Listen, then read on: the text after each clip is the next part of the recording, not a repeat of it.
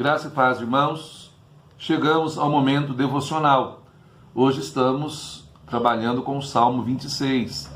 Muitas são as especulações em torno do contexto do Salmo 26. Desde o pedido de exoneração de um alto oficial em face de uma acusação mentirosa de corrupção ou de qualquer outro crime eventualmente cometido contra o erário ou contra o próprio rei. Questões que envolvem um tribunal e também litúrgicas. Talvez o terceiro seja exatamente o critério mais possível para o contexto do Salmo 26, escrito para um tempo de peregrinação, para a chegada no templo, para como entrar no templo, e os motivos que justificam a estada daquele homem, daquela mulher como adorador na casa do Senhor, e ao mesmo tempo o tipo ideal daqueles que vivem na aliança e agora estão nesta relação com Deus e adoram-no por sua bondade, por suas cláusulas pactuais, pela demonstração das suas misericórdias, enfim, que adoram a Deus por sua fidelidade. Mas o mais importante para nós aqui, entre outras coisas, é exatamente entender que o Salmo 26 não fala das qualificadoras de um adorador que ele deve ter e possuir em sumo grau de santidade, mas fala do ideal que deve ser aspirado por cada adorador para comparecer na casa de Deus, ou seja, o ideal de viver uma vida santa e inocente, que apela para a justiça e a misericórdia, que confia-se a fidelidade ao amor de Deus e que toda inocência presumida outra coisa não é do que aquela que é atribuída ao pecador mediante a justiça de Cristo, a obediência de Cristo, a vida meritória de Cristo que foi transferida para o crente mediante um ato soberano e gracioso de Deus para que nós pudéssemos ser partícipes da sua glória, ao mesmo tempo adoradores cujo culto é aceitável e ao mesmo tempo toda a nossa vida como ela deveria passar ou passar-se diante de Deus. Então o Salmo 26 demonstra qual é a conduta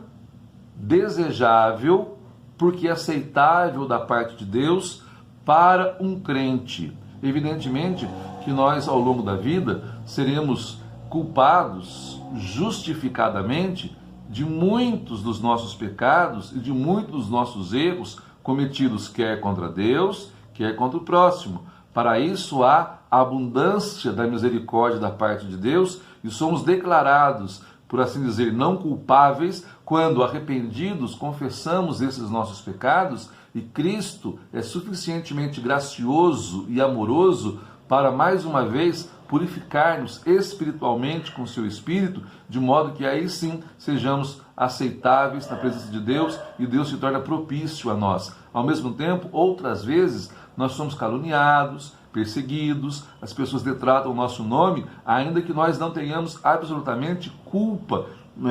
naquele contexto. Entretanto, o crente vai enxergar aí nesses casos um motivo mais do que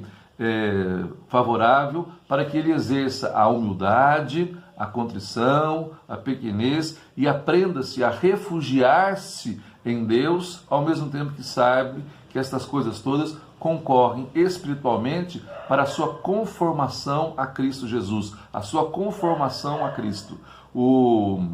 Salmo 26, então, estabelece para nós a base sobre a qual um adorador se apresenta diante de Deus. Misericórdia de um lado,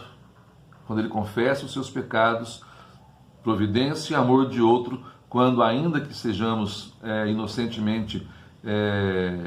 em qualquer situação colocados dentro de uma perseguição, de uma fofoca. Nos dois casos, a misericórdia nos acolhe, nos perdoa e nos purifica. A graça de Deus nos fortifica, nos predispõe e nos prepara exatamente para esta conformação com Cristo. Portanto, o adorador vive sobre esta base da providência de Deus, em sua justiça, em sua misericórdia, em seu amor, e ele agora aspira à inocência, à pureza, à bondade de coração, uma vida reta, uma vida santa, uma vez que agora ele está unido a Cristo por laços indestrutíveis espirituais, Não há outra maneira de viver para o agrado de Deus que não a semelhança de Jesus, que sim, era santo, puro e inocente. Coisas que desde agora aspiramos para um dia vivê-las de maneira